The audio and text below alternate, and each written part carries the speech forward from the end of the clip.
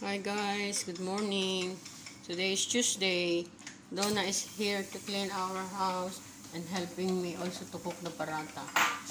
And this one, yeah, this is she's making dough for the paratha. And this is how we make it: flour and oil only, without anything. We need to put the ghee also. Or too much ghee.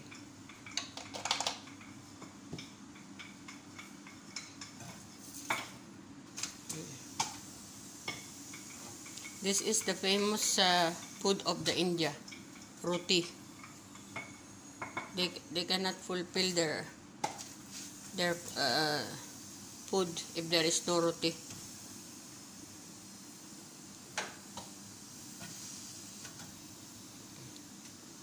This is how we cook the roti.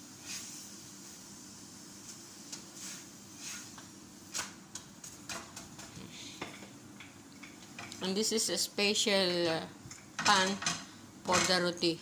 A special pan. I am using the spatula. Now we have two more. Or how many more, Luna? 2, 3. It depends how you will make it. Done. I'm gonna put.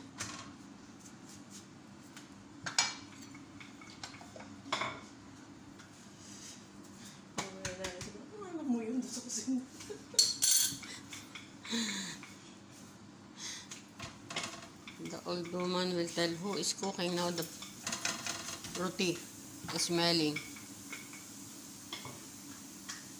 Guys, shout out po, Nanay Lynn Channel and Ayo.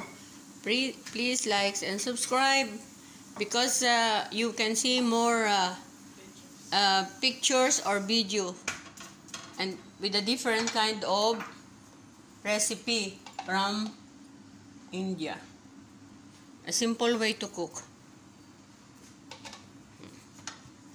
This is how we do it.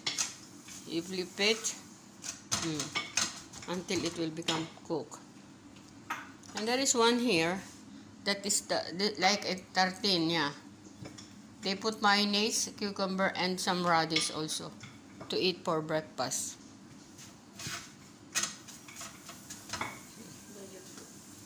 They are dieting now. I need to put more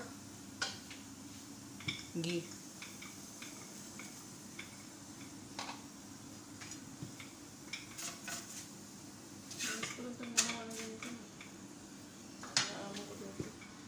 Si Mayin marunong magawa. Kaso nga, mahirap masimulan pag natuto ka. Magte-take advantage sila ng ikaw ay nagluluto, naglalaba ka pa, lahat na ipagagawa sa'yo. So, this is it.